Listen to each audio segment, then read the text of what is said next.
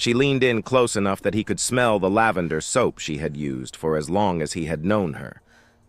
Mina Mason, his ex-girlfriend's mother, gripped his arm with trembling fingers.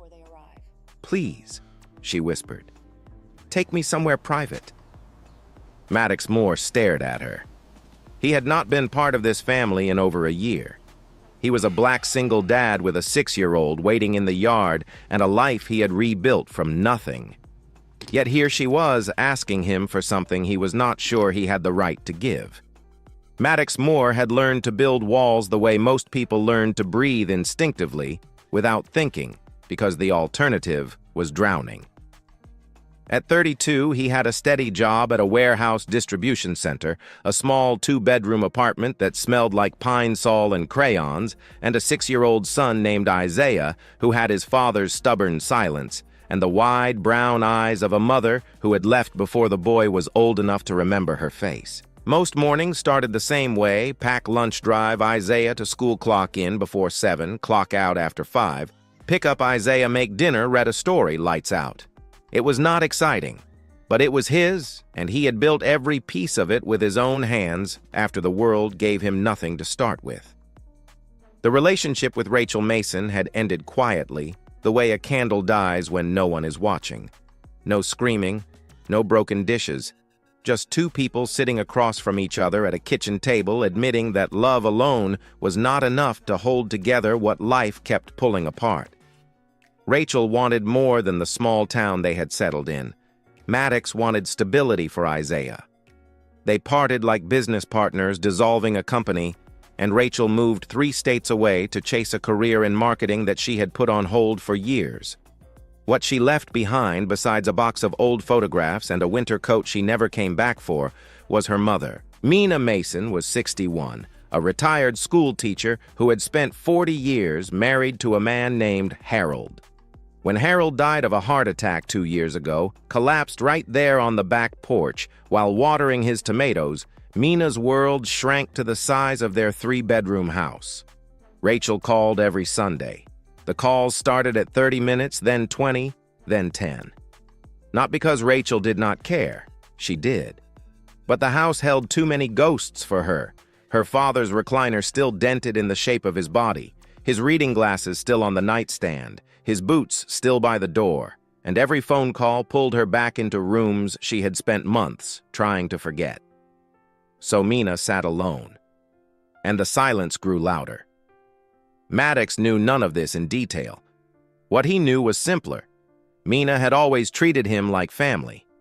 When Rachel's father was alive and made it clear he did not approve of his daughter dating a black man, Mina was the one who set an extra plate at the table anyway. She was the one who held Isaiah the day he was born and whispered, "This boy is going to change the world." She never stopped being kind to Maddox even after the breakup. So when her birthday came around each October, Maddox kept showing up at her door with a grocery store cake and Isaiah in tow. It was the least he could do for the only person in that family who had never made him feel like he did not belong. This October was different. Maddox pulled into the driveway and noticed the gutters sagging. Leaves had piled against the front steps in wet, rotting heaps. The garden Harold had been so proud of was nothing but dirt and weeds now. Isaiah unbuckled himself from the back seat, holding the cake box with both hands like it was something precious. "Can I ring the doorbell, Dad?" "Go ahead." The door opened slowly. Mina stood there in a housecoat Maddox had never seen her wear outside the bedroom.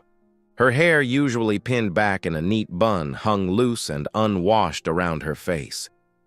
She had lost weight, not the kind people complimented, but the kind that hollowed out the cheeks and made the collarbones jut like scaffolding beneath the skin. "Maddox." She said his name like she was not sure he was real. Then she looked down at Isaiah and forced a smile that did not reach her eyes. "And my favorite little man. Come in, come in." The house smelled stale, curtains drawn, dishes stacked in the sink, not a day's worth, but weeks. The television was on volume low, tuned to a channel no one was watching. Maddox set the cake on the counter and scanned the kitchen. The calendar on the wall still showed August. Isaiah ran to the backyard, drawn by the old tire swing Harold had hung from the oak tree years ago. Through the window, Maddox watched his son push the swing, testing it, before climbing on. That was when Mina moved closer. She glanced toward the backyard to make sure Isaiah was out of earshot, then gripped Maddox's forearm. Her fingers were cold. Her whole body was shaking. "Please," she whispered, "take me somewhere private. I need to talk to you." He led her to the back porch, the same porch where Harold had collapsed 2 years ago, though neither of them said it. They sat on the wooden bench side by side, looking out at Isaiah swinging in wide, lazy arcs against the fading sky. And Mina broke. It was not dramatic. No wailing, no gasping for air. Just tears sliding down her face in steady, silent lines like rain on a window. She pressed her hands together in her lap so tightly her knuckles turned white and told him everything, the insomnia that had stretched from weeks into months, the feeling of disappearing, of waking up and not recognizing the woman in the mirror. She told him she had not spoken to another human being face to face in 11 days before he walked through that door. She told him about mornings when she would sit at the kitchen table for hours, staring at the chair where Harold used to read the newspaper, waiting for a sound that would never come. She told him Rachel called, but the calls were short, and Mina could hear the distance in her daughter's voice, not miles, but something heavier. She said she did not want to be a burden to Rachel, that she would rather vanish quietly than become someone her daughter felt obligated to visit. "I don't know who to tell this to," Mina said, her voice barely above a breath.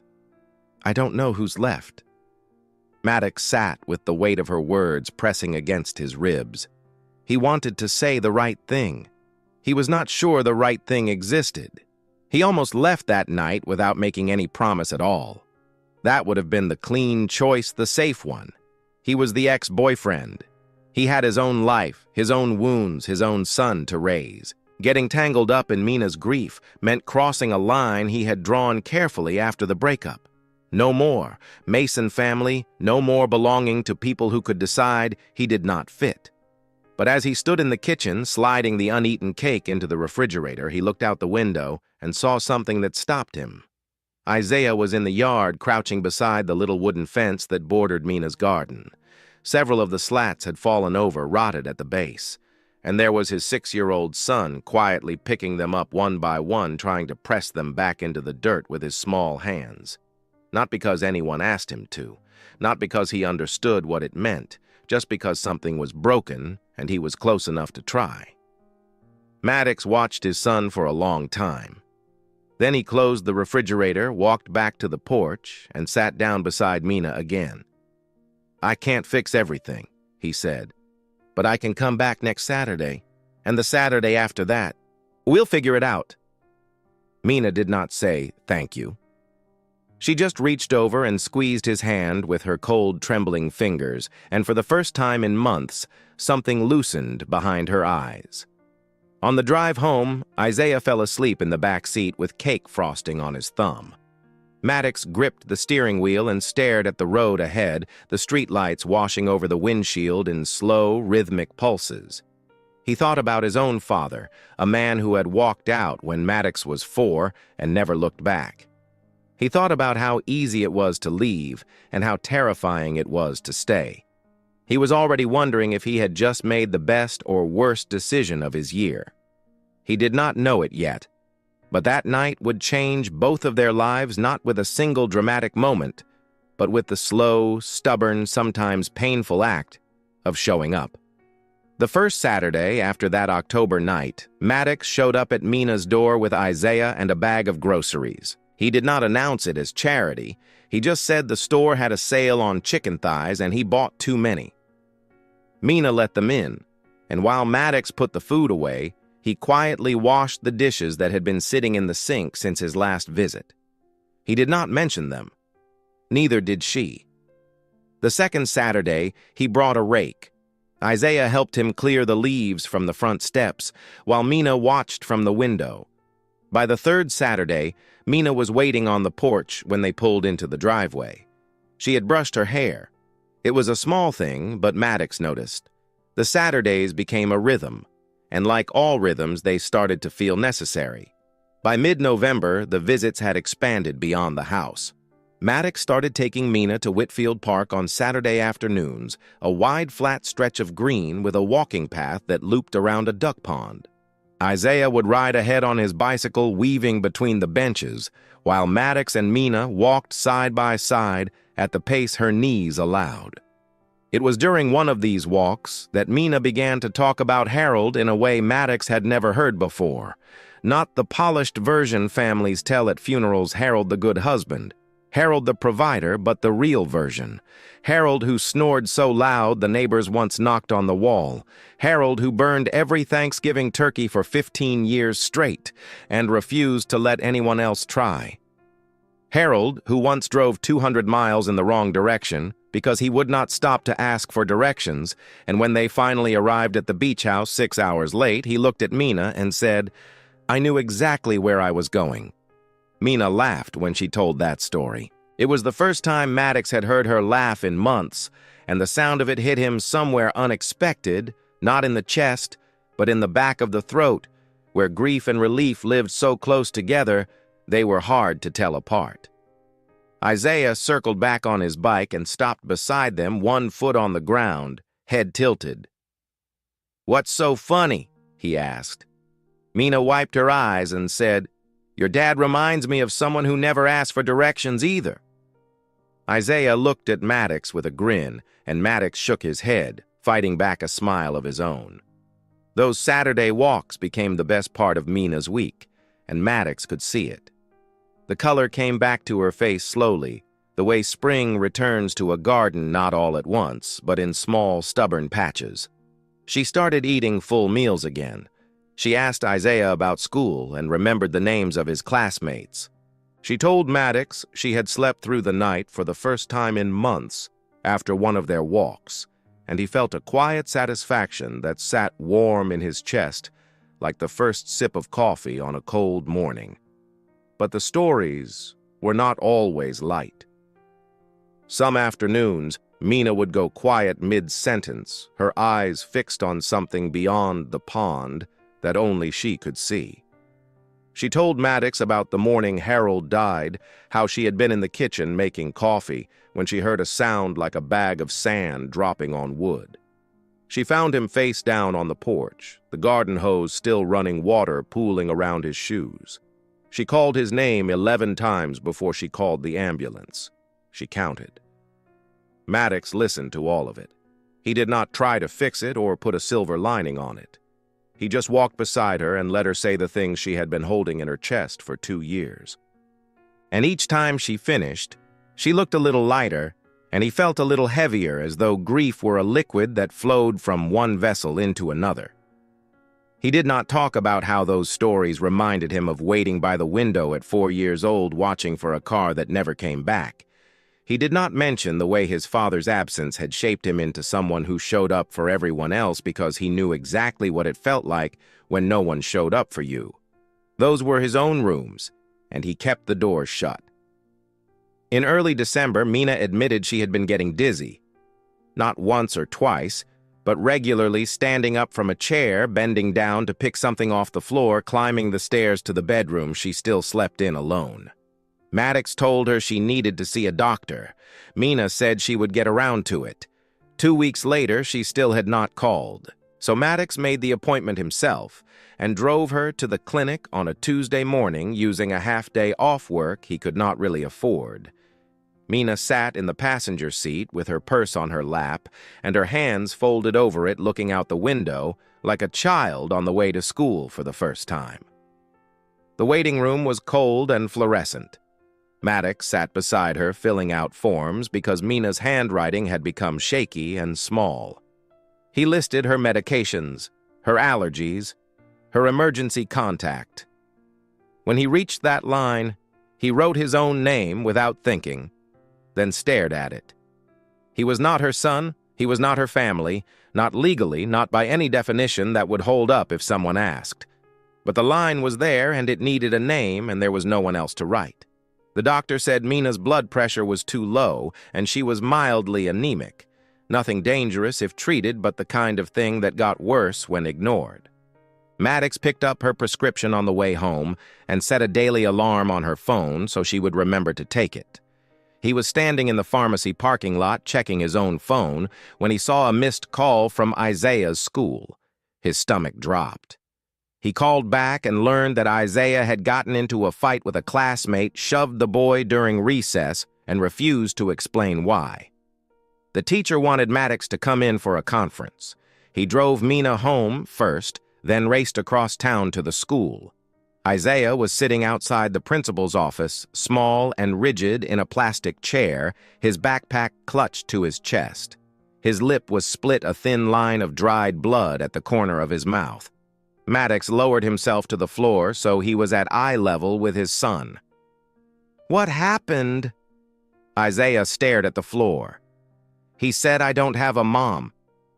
The words landed like a stone in still water. Maddox took Isaiah's hands, small, cold, curled into fists, and held them until the boy's fingers slowly unclenched. "You have me," Maddox said quietly. "You have always had me." Isaiah nodded, but his eyes stayed on the floor, and Maddox understood that some wounds could not be fixed with words. Some wounds needed time and presence, and the kind of patience that did not come with instructions. The teacher explained that both boys would receive a warning. Maddox thanked her, signed the forms, and walked Isaiah to the car. On the drive home, his son stared out the window without speaking, and Maddox let the silence stay. He had learned long ago that forcing a child to talk before he was ready only taught him that his feelings were inconvenient. Behind the wheel, Maddox gripped the steering wheel hard enough to make his knuckles ache. He was spread thin, and for the first time, the math did not add up. The hours he spent with Mina were hours taken from Isaiah. The emotional weight he carried home from her house was weight that sat on his shoulders when his son needed him lightest. He loved Isaiah more than anything in the world, and the thought that his boy was hurting while Maddox was busy helping someone else felt like a betrayal of the only promise that truly mattered. That night, after Isaiah was asleep, Maddox sat at the kitchen table in the dark. The apartment was quiet except for the hum of the refrigerator and the ticking of the clock on the wall. He stared at his hands and tried to understand what he was doing. Mina needed help that was real. But somewhere between the Saturday walks and the doctor's appointments and the grocery runs, the helping had become something else. It had become a purpose, a reason to feel needed, a way to fill the space that Rachel's absence had carved out of his daily life. The realization hit him the way the best truths always did, not like a lightning bolt, but like a slow leak he had been ignoring for weeks. He was not just helping Mina heal. He was using her loneliness to avoid sitting with his own. Every evening he spent listening to her stories about Harold was an evening he did not have to face the empty chair across from him at dinner. Every Saturday at the park was a Saturday he did not have to answer the question of what his life looked like when he was not being useful to someone. He had turned compassion into a hiding place, and hiding places, no matter how well-intentioned, eventually became traps. Maddox thought about his father again, not with anger the way he usually did, but with a new and uncomfortable understanding. His father had run from responsibility. Maddox had run toward it, filling every empty space with someone else's needs so he never had to sit still long enough to feel his own. They were mirror images of the same fear, the terror of being alone with yourself and finding nothing there worth staying for. The following week, Maddox started pulling back. Not dramatically, he was not that kind of man. He simply shortened the visits, an hour instead of 3. He stopped answering Mina's evening calls right away, letting them ring twice before picking up then 3 times, then calling back the next morning instead. He made excuses that were true but incomplete. Isaiah had homework. He had to pick up an extra shift. The car needed an oil change. Each reason was real. None of them was the whole truth. The whole truth was that Maddox could feel himself sinking. Every visit left him drained in a way he could not explain to anyone, because from the outside it looked like he was just having coffee with an old woman. No one could see the invisible weight of carrying someone else's grief while pretending you had none of your own. No one could see how hard it was to sit across from Mina's loneliness and not recognize it as a reflection of his. He told himself the distance was healthy, boundaries, self-preservation, the kind of thing a therapist would approve of. Mina did not say anything about the change at first. She was a woman who had survived decades by reading the silences between words, and she read Maddox's distance with painful accuracy. The first week she adjusted, made their conversations shorter to match his, stopped asking when he would come next. The second week she stopped calling altogether. When Maddox showed up the following Saturday, the house was clean. Dishes, washed, curtains, opened the calendar on the kitchen wall, finally turned to the correct month. Mina was dressed in real clothes, a blue blouse he remembered from years ago, and she smiled when she opened the door. But the smile was the same one she had worn the day he arrived for her birthday, a performance designed to keep people from worrying. "You don't have to keep coming," she said, pouring coffee into 2 mugs with steady hands. "I know you're busy. Isaiah needs you." The way she said it without blame, without bitterness, just a quiet resignation made it worse than any accusation. She had interpreted his withdrawal exactly the way he feared she would, as the beginning of another disappearance. First Harold, then Rachel, now Maddox. People left. That was the lesson Mina's life kept teaching her, and Maddox had just confirmed it. He wanted to explain. He wanted to tell her that pulling back was not the same as leaving, that he needed space to be a father first, that his own loneliness was swallowing him in ways he did not know how to describe. But the words sat behind his teeth and refused to come out because saying them meant admitting he was broken too, and Maddox Moore had spent 32 years making sure no one ever saw the cracks. So he drank the coffee and talked about the weather and left an hour later, and the space between them widened into something that felt permanent. 3 weeks passed. Maddox kept his distance. Mina did not call. The arrangement should have felt like progress, 2 adults respecting each other's boundaries, giving each other room. Instead, it felt like 2 people drowning in separate rooms of the same house, each one convinced the other was fine. Then came the Tuesday that broke everything.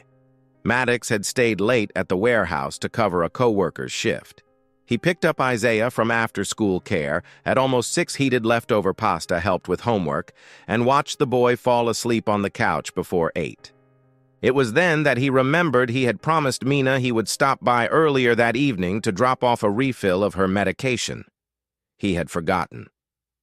Maddox lifted Isaiah from the couch, carried him to the car, still half asleep, and buckled him into the back seat. He could not leave a 6-year-old home alone.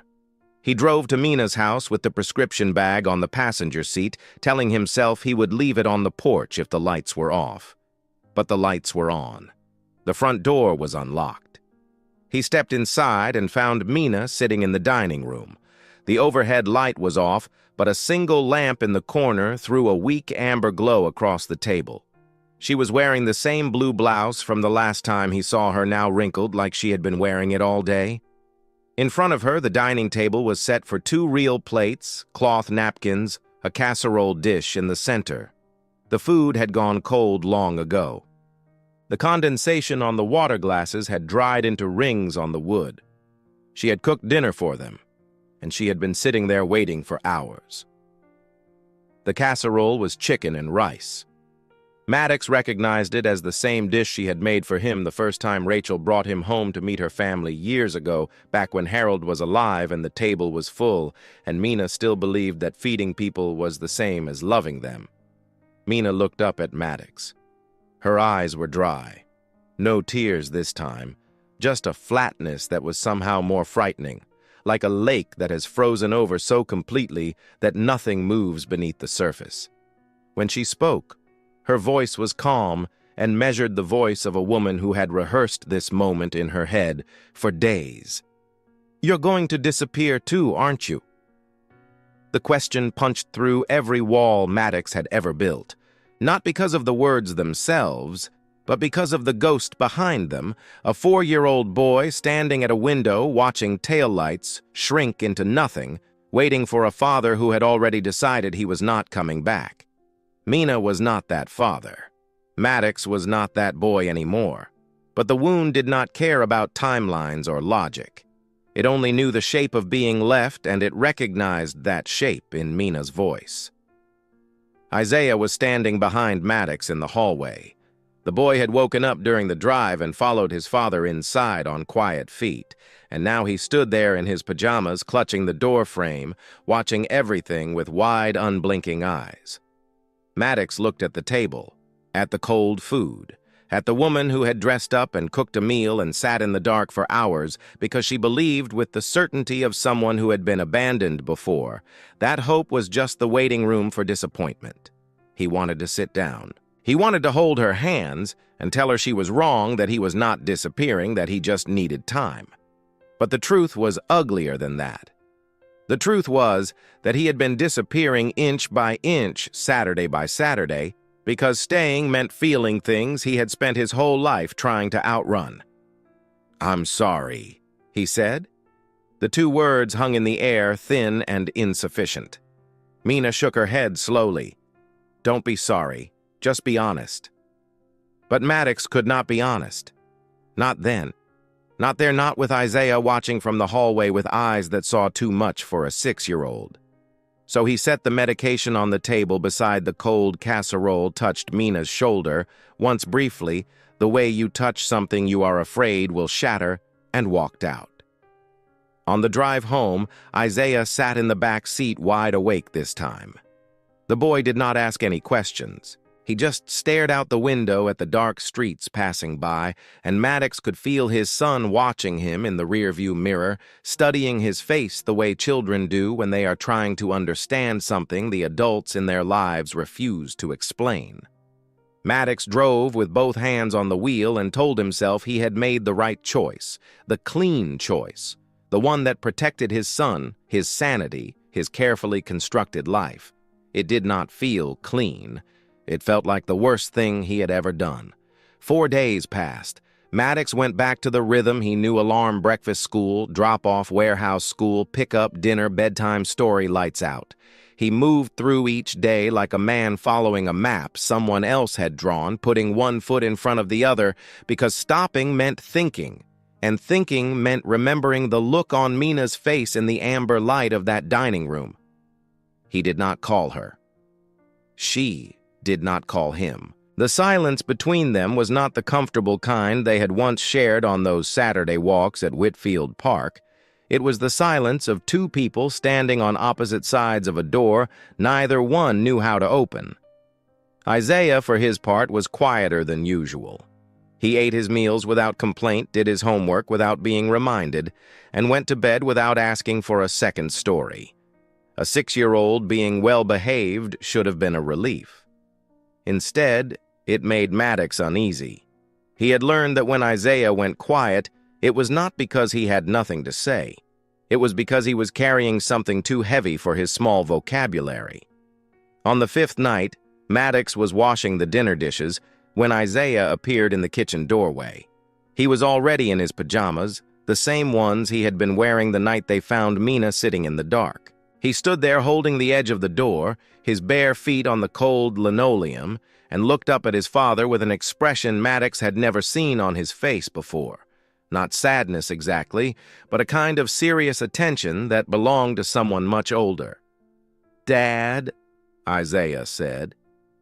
"Is Mrs. Mina okay?" Maddox turned off the faucet. Water dripped from his hands into the sink. He looked at his son and saw with a clarity that felt almost physical what that Tuesday night must have looked like through a 6-year-old's eyes: the dark room, the cold food, the old woman sitting alone at a table set for people who did not come, and then his father walking away from her without looking back. Isaiah had watched the whole thing, and he had been carrying it ever since, the same way Maddox carried the memory of his own father's taillights disappearing down a long road when he was 4.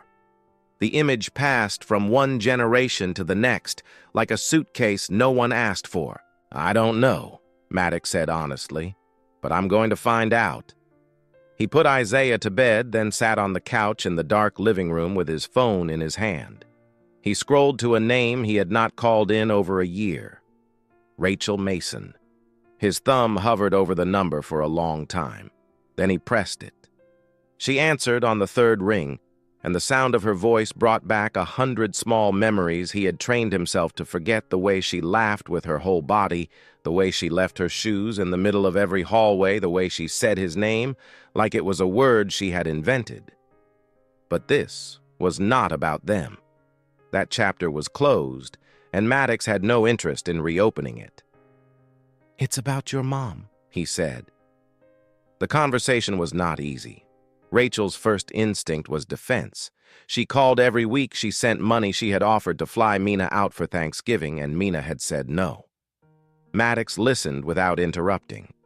He understood the arithmetic of guilt. Rachel was measuring her effort in phone calls and dollars because those were things she could count, things that proved she was trying.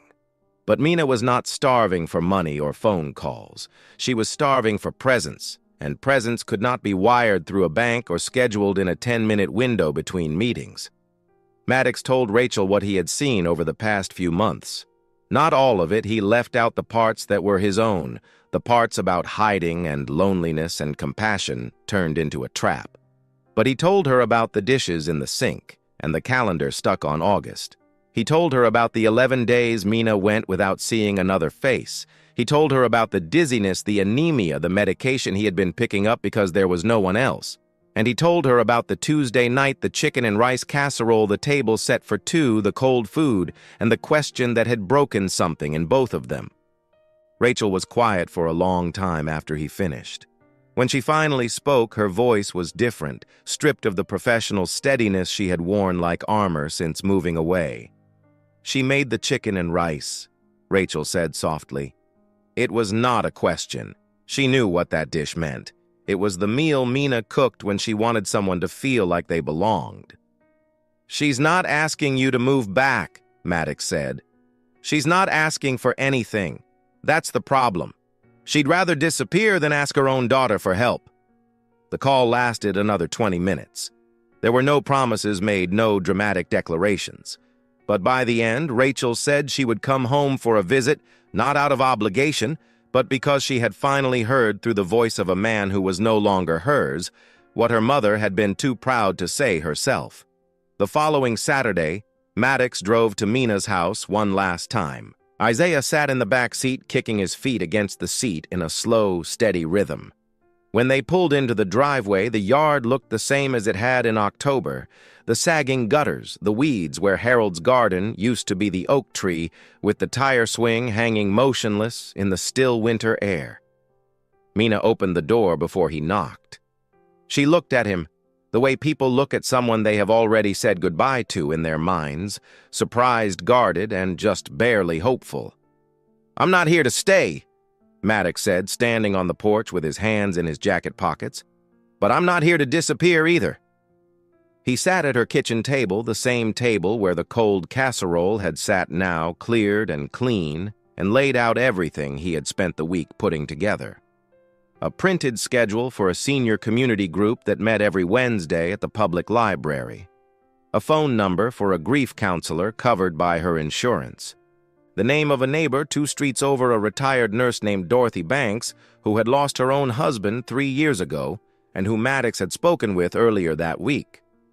Mina looked at the papers spread across her table. Her jaw tightened, and for a moment Maddox thought she was going to push them away, offended by the implication that she needed to be managed like a project. But then her eyes softened, and she ran her fingers along the edge of the printed schedule the way someone touches a letter they have been waiting for. "You talk to Rachel," Mina said. It was not a question. "She's coming next weekend," Maddox replied. "Not because I asked her to, because she wants to." Mina pressed her lips together and looked down at her hands. They were still thin, still marked by the years, but they were steady now in a way they had not been in October. Something in her face shifted, not joy exactly, but the beginning of something that might become joy if given enough room. "You didn't have to do any of this," she said. Maddox thought about all the things he could say. That he did it because she had been kind to him when no one else in her family was. That he did it because his son was watching and he wanted Isaiah to grow up. knowing that people did not have to be permanent to be important. That he did it because walking away clean was a lie he had told himself, and the truth was that healing did not happen in isolation, not for Mina, not for him. But he did not say any of that. He simply said, "I know." Isaiah had been sitting on the back porch while they talked, swinging his legs off the edge of the wooden bench, the same bench where Mina had first broken down in October. When Maddox came to get him, the boy was looking at the garden, at the dirt and weeds, and the few wooden slats he had tried to fix months ago. They were leaning again, but they had not fallen. Mina walked them to the door. She bent down and hugged Isaiah, holding him close for a long time, her hand on the back of his head. When she straightened up, she looked at Maddox with an expression that held more than gratitude. It held recognition, the kind that passes between two people who have seen each other at their worst and chosen not to look away. "You're a good father," she said. It was the thing Maddox had spent 6 years trying to believe about himself and never quite could. Hearing it from Mina, a woman who had watched him stumble and pull back and almost vanish, meant more than he would ever be able to explain. He nodded once, squeezed her hand briefly, and walked to the car. On the drive home, the winter sun hung low over the rooftops, turning the sky the color of a bruise that was beginning to heal. Isaiah sat in the back seat watching the houses pass by. After a few minutes of quiet, he spoke. "Dad, are you sad?" Maddox looked at his son in the rearview mirror. Isaiah's face was calm, open, waiting not with anxiety but with the simple curiosity of a child who trusted his father enough to ask hard questions and expect honest answers. "Yeah," Maddox said. "I am. Is that bad?" Maddox thought about it. He thought about Mina sitting alone in a house full of ghosts, learning to pick up the phone and call someone who was not him. He thought about Rachel driving home for the first time in over a year, carrying the weight of conversations she should have had long ago. He thought about his own father, a man he would probably never understand, whose absence had shaped Maddox into someone who showed up, even when it cost him everything, and who was only now learning that showing up also meant knowing when to step back. "No," Maddox said, his eyes on the road. "Sad doesn't mean wrong, son. Sometimes it just means you cared about something enough to let it change you." Isaiah considered this with the gravity only a 6-year-old could give to a sentence he did not fully understand, but would carry with him for years. "Okay," he said. And then after a moment, "Can we get ice cream?" Maddox looked at his son in the mirror again. The boy was already moving on the way children do not because they feel less, but because they trust the world to keep turning. And for the first time in months, Maddox felt something loosen in his chest. Not happiness, not relief, just the quiet, steady knowledge that he had done something imperfect and incomplete and deeply human, and that it was enough. "Yeah," he said, "we can get ice cream." He turned at the next light, and they drove toward something that was not an ending and not a beginning, but the ordinary, unremarkable middle of two lives. Continuing forward, a father and his son heading home the long way, with the heater humming softly, and the whole complicated world still spinning outside, waiting for no one. Or, healing is not about saving someone. It is not about carrying their pain on your back until your knees give out. It is about standing close enough to remind them they are not alone, and wise enough to know when it is time to let them walk on their own. Maddox did not fix Mina. Mina did not fix Maddox. But for a few months they held a door open for each other, and sometimes that is all healing really is. If someone you love is sitting alone in a room waiting for a sound that will not come, maybe you do not need to have all the answers. Maybe you just need to show up. And if you are the one sitting in that room, know that asking for help is not weakness. It is the bravest thing a human being can do. If this story stayed with you, if it reminded you of someone, or made you think about the people in your life who might be disappearing in plain sight, consider subscribing to this channel. Not for us, but so that stories like this one keep finding their way to the people who need to hear them.